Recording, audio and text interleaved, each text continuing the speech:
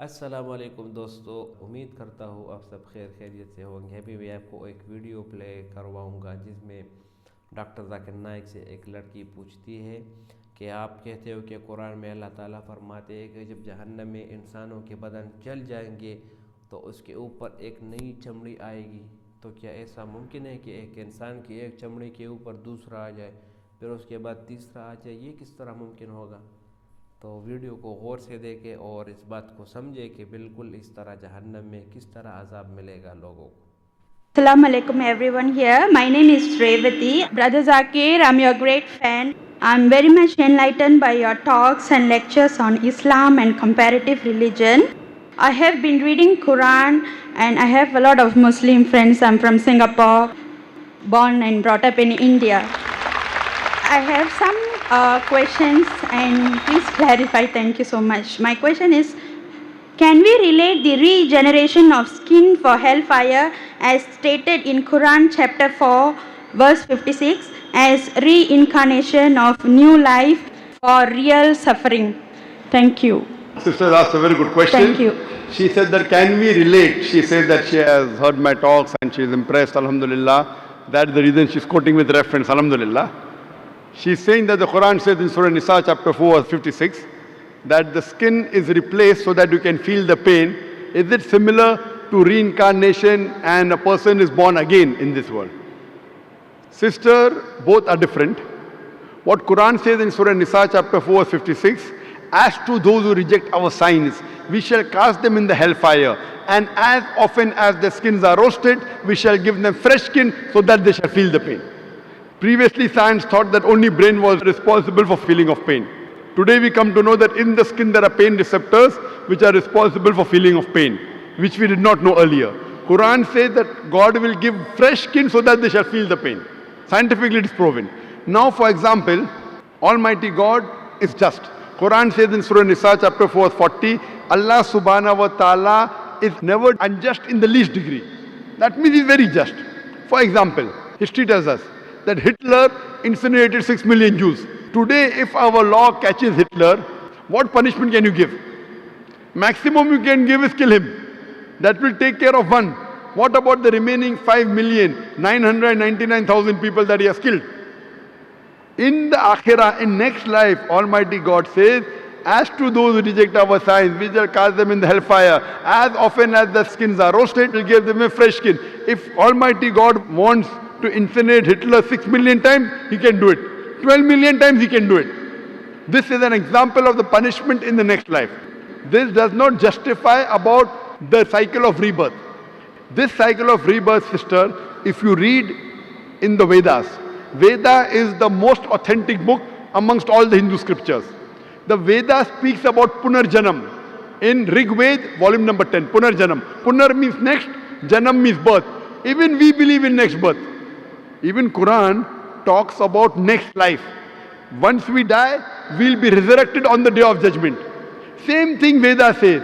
Punarjanam means next life. But the scholars of Hinduism, they came out with a philosophy known as samskara. Samskara in Hinduism, it is the cycle of birth, rebirth, birth, rebirth, birth, rebirth. This is nowhere mentioned in the Veda. Veda speaks only about next life, which even Quran speaks. But the scholars of Hinduism could not justify how people are born. Some people are born handicapped, some people are born in poor family, some people are born with congenital heart disease. So God cannot be unjust. So to justify the justice of God, they come with a new philosophy called as samskara, cycle of birth, death, birth, death. Maybe in their previous life, they did some wrong deed, therefore they are born handicapped. This is the philosophy of the Hindu scholars, not of the scripture.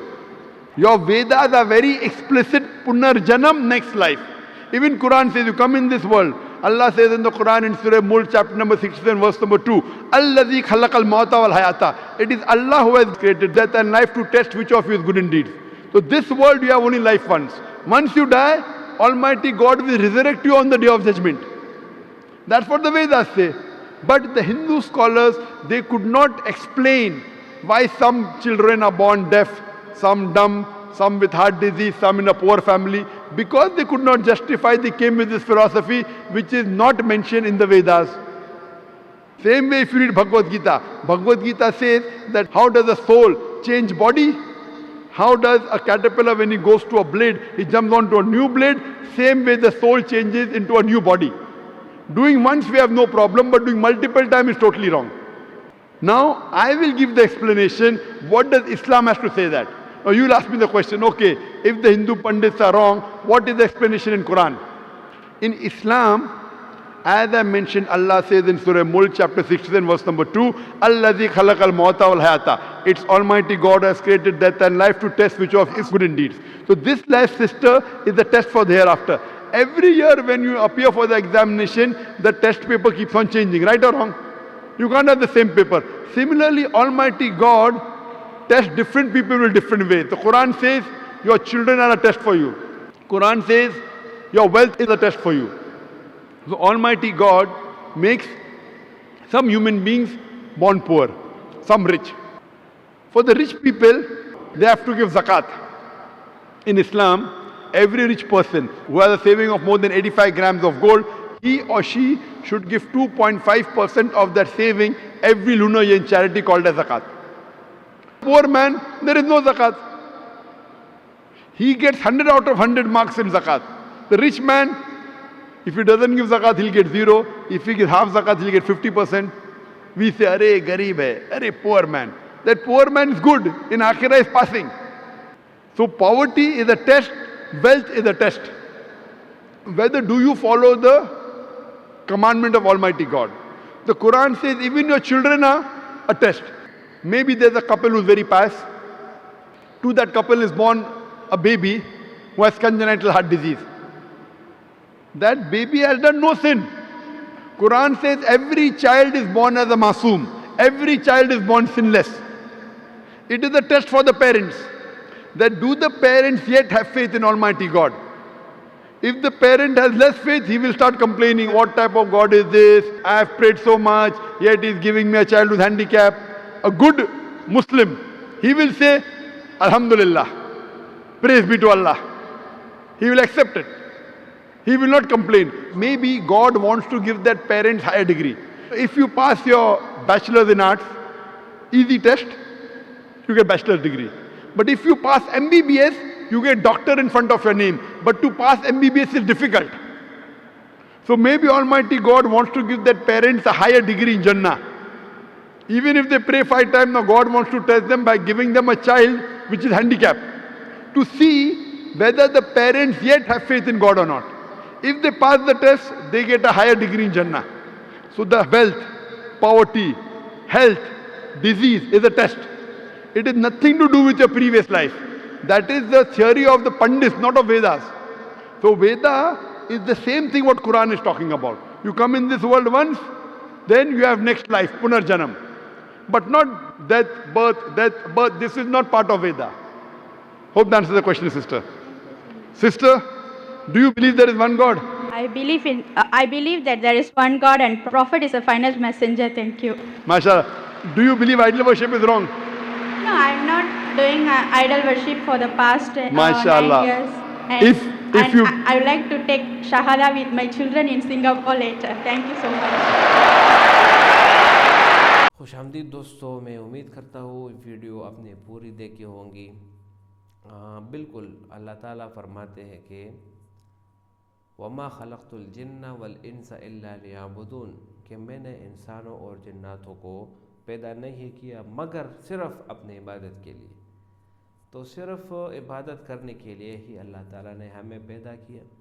अब अगर कोई अल्लाह ताला की इबादत ना करे या उससे इनकार करे तो फिर 2 फरीक बन जाते हैं, फ़रीक़ुन फ़िल जन्नत व फ़रीक़ुन फ़िस साइर।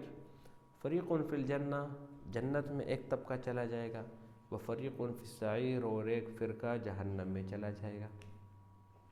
इसी तरह सूरह यासीन में अल्लाह ताला फरमाते हैं वम्ताज़ुल यौम अय्युहल मुजरिमून, ए मुजरिमों अलग हो जाओ। तो क़यामत के दिन इस तरह होगा कि ये दोनों फ़रीक़ें आमने सामने होंगी। ठीक है, जन्नत वाले अलहदा होंगे जिसको कुरान मजीद में अस्हाबुल यमीन का नाम दिया गया, जहन्नम वाले अलहदा होंगे जिसको अस्हाबुश शिमाल का नाम दिया गया। یہ کیوں ہو گئے، یہ دو فریق کیوں بن گئے؟ کیونکہ اس میں واضح فرق ہے کہ جس نے اللہ تعالیٰ کی احکامات مانی، اللہ تعالیٰ کی عبادت کی، فرما برداری کی، وہ جنت میں ہوگا، اور جس نے روگردانی کی، جس نے انکار کیا، وہ جہنم میں ہوں گے۔ اب جہنم میں عذاب، کئی طرح کے عذاب قرآن مجید میں اللہ تعالیٰ نے ذکر کی ہے۔ عذاب علیم، عذاب عظیم کے نام سے اگر آپ قرآن دیکھیں پڑھیں تو اس میں لکھا ہے عذاب عظیم، عذاب علیم، ٹھیک ہے۔ اسی طرح احادیث مبارکہ میں آتا ہے کہ جہنم میں ایک وادی ہے جو کہ شدید سرد ہے۔ ہم نے تو سنا ہے جہنم میں آگ ہے اور آگ گرم ہے، لیکن جہنم میں ایک عذاب یہ بھی ہے کہ وہاں جہنم کا ایک حصہ ہے اور وہ بہت زیادہ ٹھنڈ ہے، تو اس ٹھنڈ کی وجہ سے اس جگہ سے جہنم خود پناہ مانگتا ہے۔ تو طرح طرح کے عذاب، سانپ بچھو کا عذاب، یہ تو دنیا میں ہم جب سانپ دیکھیں تو ہم پر کیا گزرتی ہے، یا بچھو دیکھیں تو ہم کتنے ڈر جاتے ہیں، تو پھر آخرت کے بچھو اور آخرت کا سانپ ان کا کیا ہوگا، ٹھیک ہے۔ دوسری بات یہ ہے کہ جہنم میں موت نہیں ہے۔ یہ بات یاد رکھے کہ موت صرف دنیا میں آئے گی، اس دنیا میں آ جائے بس بات ختم، جہنم میں پھر موت نہیں آئے گی، ٹھیک ہے۔ اگر آپ کہیں کہ ہم دنیا میں اگر کسی کو آگ میں ڈالیں تو وہ جل جا کر مر جائے گا، لیکن جہنم میں ایسا نہیں ہے۔ جہنم میں اگر کوئی بندہ جل جائے گا، اس کی چمڑی جل جائے گی، تو اللہ تعالیٰ اس کے اوپر دوسری چمڑی ڈال دیں گے، وہ جلے گی، پھر تیسری، اسی طرح اس کا عذاب بڑھتا رہے گا، کم نہیں ہوگا۔ اس کے علاوہ بھوک پیاس کی علیحدہ سی عذاب، دنیا میں ہمیں بھوک لگتی ہے، ہم پہ کیا گزرتی ہے، ٹھیک ہے۔ بھوک میں انسان کچھ بھی نہیں کر سکتا، پیاس لگتی ہے تو کہ بندے کی حالت کیا ہو جاتی ہے، جبکہ جہنم میں اور عذاب، تو ایک طرف آپ کو بھوک لگے گی، کھانے کے لیے کچھ نہیں ہوگا، کھانے کے لیے آپ کو زقوم ملے گا، جب آپ کھاؤ گے آپ کے حلق میں پھنس جائے گا۔ پانی کے لیے آپ کو کیا ملے گا؟ ماء حمیم، گرم پانی، سخت گرم پانی آپ کو ملے گا، اور پیپ ملے گی، یہ جو گن وغیرہ پیپ بن جاتی ہے یہ جہنمیوں کو پینے کے لیے دیا جائے گا۔ تو قرآن مجید میں اللہ تعالیٰ فرماتے ہیں کہ الا حمیما وغساقا، ان کو جہنمیوں کو پینے کے لیے کچھ نہیں ملے گا مگر سخت گرم پانی اور پیپ ملے گی، اور گرم پانی کی یہ حالت ہوگی کہ وہ جس پیالے میں، جس لوہے میں اس کو ملے گی، وہ اتنے گرم ہوں گے کہ جب وہ اس کو ہونٹوں سے لگائیں گے تو ان کا اوپر والا ہونٹ نیچے آ جائے گا، یہ نیچے والا اوپر چلا جائے گا، ٹھیک ہے، اتنا گرم ہوگی۔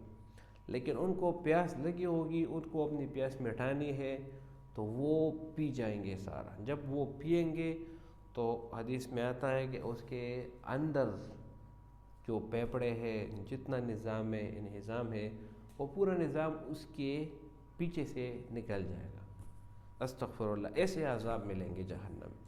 تو اور عذاب کو سائڈ پہ رکھو، صرف یہ دیکھو جب دنیا میں آپ کو بھوک پیاس لگتی ہے آپ کی کیا حالت ہوتی ہے، تو سوچو اس کے ساتھ اگر آپ کو جلنے کا عذاب بھی مل جائے اور کیڑے مکوڑا کا عذاب مل جائے، ادھر آپ کو سانپوں کے عذاب مل جائے، تو بالکل ایسا ممکن ہے، اللہ تعالیٰ کے لیے کوئی مشکل کام نہیں۔